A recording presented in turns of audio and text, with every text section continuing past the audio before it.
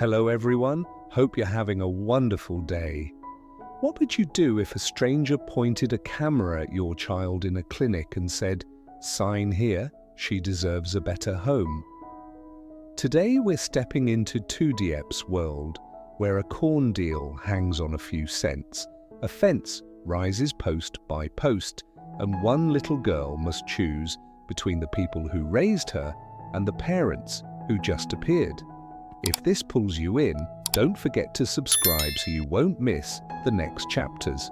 Rain in my shoes, straw dust on my shirt. A child's backpack flashes like a small sun at the edge of a wrinkled tarp.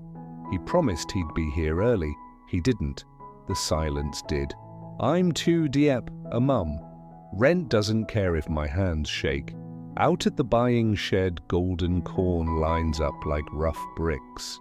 The buyer snaps a kernel, listens to the dry crack. Market is 63. I look at the roof that leaks onto my pillow and the phone that dies at 3%. These ears are dry, full, thin husks.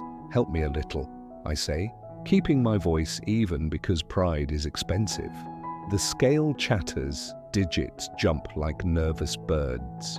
Offers tug back and forth like a rope pulled by two tired crews. 65 then, he says at last. First time meeting. If it works, bag everything this afternoon and weigh the truck for me. The air eases just a notch, like a belt loosened after lunch. Nothing dramatic, only necessary. No one here speaks in grand promises. We talk bread and roof. A cleaner tarp, a leak that won't soak a sleeping child. At the tarp's edge, Nye's bag winks, sun yellow with a tiny Doraemon charm, my prop, that taps the zipper each time she bounces. She tells the seller about a magic box and corn candy blown cool so it won't burn your tongue. Sweetness drifts by and fades.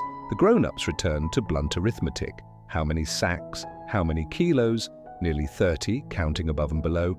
How many hands to load? How many ropes to tie? Call more help this afternoon. Okay. A pen scratches paper like a match trying to catch. Wind rattles the tin. We reach a simple agreement, enough so tomorrow won't squeeze too hard. Corn folds into white sacks. We pull the lips tight and knot the middle the way we knot provisional faith, tough for the first rains. Dust settles, then swirls, small galaxies of labor brightening and fading. Someone counts bundles aloud, someone checks each knot twice, careful as hunger, patient as weather. In the yard, twine rasps, sacks drag. Duke stands at the tarp's edge, voice rough as if coated in road dust. I raised the girl for years. I'm not her real father. They say her birth parents have been found. The grief lands without spectacle, only weight. She says she wants to go. The buyer answers, measured. Let her decide. If she recognizes what you gave, she'll return. If not, consider it a good deed. Duke nods, eyes on the cracked road where footsteps fade. Beside him, a steel tape flicks open, bright, cold, unarguable. The buyer repeats, pinning the plan into the day's fragile memory. Bag it this afternoon. Weigh the truck. Call more hands. The seller echoes as if to stitch the promise to time. Afternoon, 65 a kilo. Next batch, keep it for you. Small certainties, pay, knots, schedules, push sorrow one step back. Wind sifts through a damp heap of straw not yet burned. Someone notes again how dry the corn is, how thin the husks. Kernels drum into open sacks like the first drops of a season. Duck sighs. I picked her up and raised her. She's grown this much. Another calm voice. Each family tends its own. Work resumes, stacking, tallying, marking counts. The world of sheds and scales flows on, time ringing a muted bell. We put pain where we can't trip on it, like a bucket slid under a leak. By the last sack, Dirk's grief isn't solved, only hung like a coat on one sturdy nail, a schedule, a price, a few handshakes. A quick compliment, "Knee's bag is pretty," glints and passes. The bank transfer pings and closes the deal. On the porch, I exhale. I don't know where Nay went. If I had taken her to school, she'd be home by now. The sentence tastes like blame, and I am the only one in the room. James arrives on those words, breath a touch fast. "I just got here, brought seeds and tools. Let's build the fence today." A door swings, glasses touch wood, water pours. "My skin's dry, peeling," I say, rubbing my wrist. "It's okay," he answers. No speeches, just a place for the sentence to sit. We step into the yard where the ground holds heat like a tight jaw. "What about this straw?" he asks. "Broken tables and chairs. We'll burn them for fertilizer." The habit of keeping what can still be used is the same habit that keeps a few quiet minutes safe. "I put the deposit down the day before yesterday," I tell him. "When the signboard comes, we'll open." I look toward the back lot. Today we fence. We pace the boundary. Wooden posts lie along the footpath like unplayed notes. "Fence to here or all the way to your yard?" he asks. "Here should be enough." The shovel bites, soil cracks. "Dig here?" "Yes, keep it straight." A damp straw heap delays us. "Throw it down there," I say, pointing to a bare patch that drinks shadows. Inside, tools clink a soft metallic cord. Outside, sunlight spreads like thin paint across breathing earth. We begin with the first stake. Every beginning is the same. Choose one steady point so the rest can find direction. The worry about Nye floats like a balloon I can't reel in, but work pulls my hands into the present. Measure, mark, dig, raise, tie. In that sequence, an afternoon organizes itself, replacing uncertainty with lines and knots that say, in a modest voice, "This will hold." After a sip of water, we return to the yard. "Soil's hard here.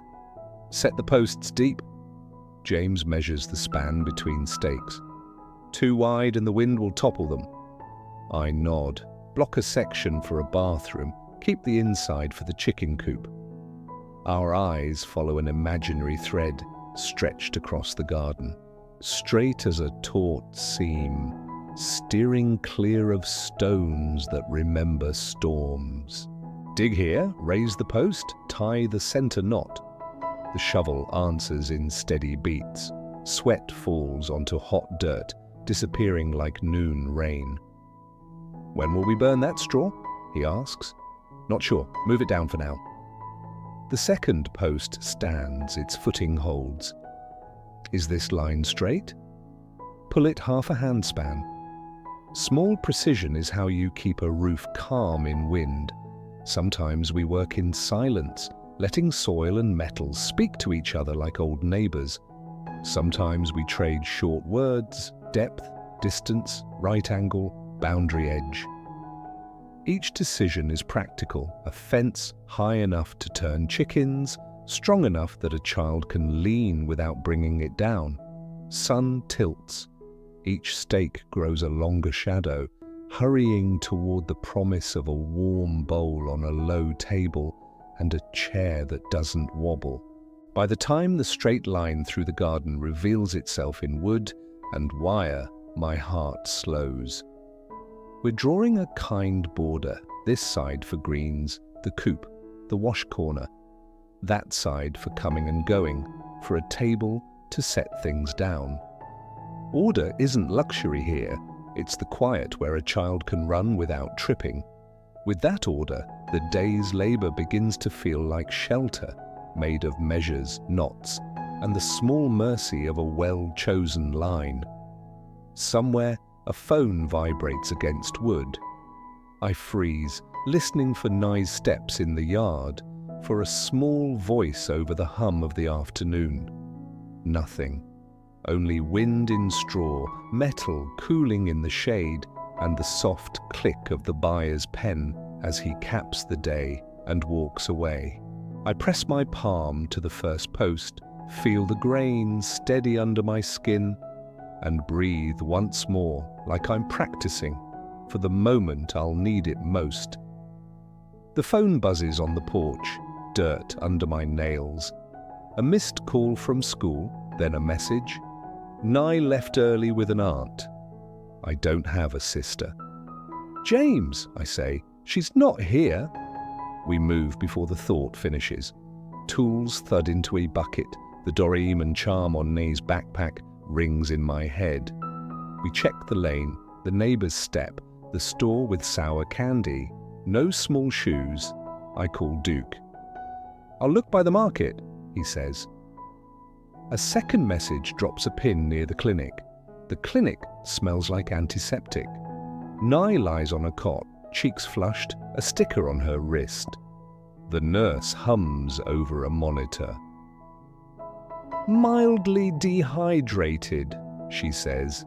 A neighbour brought her. She's okay. My lungs make one ugly sound. Then a camera light turns red. A woman in glossy heels lifts her phone. We're here with a child who wasn't watched, she tells the lens. I paid for her fluids. Children need real homes. The nurse frowns. Turn it off, I say. She smiles without teeth. Transparency helps donors. James steps beside me. She said turn it off. A man with a clipboard edges in. Are you the guardian? He offers a form. Sign to transfer her to a better house tonight. A sponsor can provide a bed. The moral test arrives dressed like help. Sign it, the camera woman urges, for her future. I look at Nye. Sweat beads at her hairline. The clock reads 3:17 and won't move. My hand shakes. I take the pen, then set it down. I don't sign lies. The nurse lifts her chin. This mum sat here last winter, she says. Paid the copay in coins, kept the child warm when the heat broke. The camera's smile slips. Turn it off, the nurse adds. No filming without consent. The clipboard man falters. Birth parents may have been found, he says. There could be a process. Duck fills the doorway. If they're truly her parents, we'll do what's right, he says. But no one signs on camera. James lays a paper on the tray. Our signboard deposit receipt, timed this morning. You went live at 2:50 claiming you paid the IV, he says. The nurse started it at 3:06 after a neighbour covered it. The nurse nods. Correct, we comped the fluids. The phone lowers. Nye wakes. She told me to say we don't have a bed, she whispers. She said, content needs tears. The words cut the room. The clipboard pen stops. The nurse writes, patient stable, guardians present, filming refused. She squeezes my shoulder. Hydrate her. She can go home in an hour. The hour is a slow river. I count breaths and the little taps of Doryman against metal as Nye stirs. James sits in a bad chair. I want to run or sleep for a week. Instead, I wipe Nye's temple and tell her about the fence line waiting like a straight song. Will the chickens jump it? She asks. Only if they're training for the Olympics, James says, and her laugh is the first warm thing all day. At discharge, the clipboard man clears his throat. If the birth parents are truly found, someone will contact you, he says, softer. There's a process. Truth is a process, I answer. We'll show up. He nods and avoids the camera, dark. We step into late light. At home, the tools wait. The fence holds where we left it, a sentence half written. Let's finish before dark, I say. James sinks a post. Duke sets a brace. I tie the center knot. Work writes the rest. We move like people who learned each other by crisis. Few words, accurate ones. Depth, plumb, hold. The garden takes shape, this side for greens and the coop, that side for coming and going and the signboard. Nye sits in shade with water, drawing chickens wearing medals. Doraemon says this knot is magic, she says, tapping her charm. I kiss the air near her hair because if I touch, I'll cry too hard to see the line. Twilight climbs the posts, a car stops, two strangers step out. The woman carries a folder. We're looking for Nee, she says. We were told. I set down the twine. Nee stands, small but straight. She studies them. The man kneels. We lost a baby once, he says. We were told our daughter. He doesn't finish. No one moves. Crickets start. I kneel. You get to choose what happens next, I whisper. What do you want? She looks at them, at me, at Duke, at James, at the fence we drew, like a promise. Then she takes the folder. Inside, dates, papers, a photo of a newborn with a hospital band, a time stamp that matches a bracelet tucked in the pocket of her bright bag. She closes the folder. Can we have dinner together first? She asks, steady. All of us. Decide tomorrow. The couple soften. Yes, the woman whispers. Please. I nod. James nods. Duke points to the table. We eat simple food by fence light. A spare key glints on a nail. Talk stays low and true. Jobs, miles, corn prices, the neighbour's dog's name. No one reaches for a camera or a form. When dishes dry and crickets own the dark, I walk nigh to her pillow. She takes my hand. Truth breathes, she says. So do we, I answer. Outside, the posts stand straight, the line tight. Kindness isn't a leash here. It's a door on a quiet hinge. I slide the receipt under a frame and switch off the light. If this gave you hope, share it tonight. Morning will need it. The fence will too. Tonight, the fence stands straight, not because life got easier, but because hands chose truth over shortcuts. A child's laugh returned, a camera lowered, and kindness opened like a quiet door. We didn't win luck. We chose each other, post by post, knot by knot. If this story found you at a hard hour, breathe. You are not alone. Somewhere, a small light is waiting for your touch. Hold fast to the people who show up, not the promises that vanish. Let truth breathe. Let your heart follow. If this moved you, gently tap, like, and subscribe to keep these small lights alive. And tell me in the comments, which moment hit you hardest? The pen left unsigned, the nurse who stood firm, or Nye asking for dinner together first? Your words might be the hope someone needs tomorrow. Share this forward.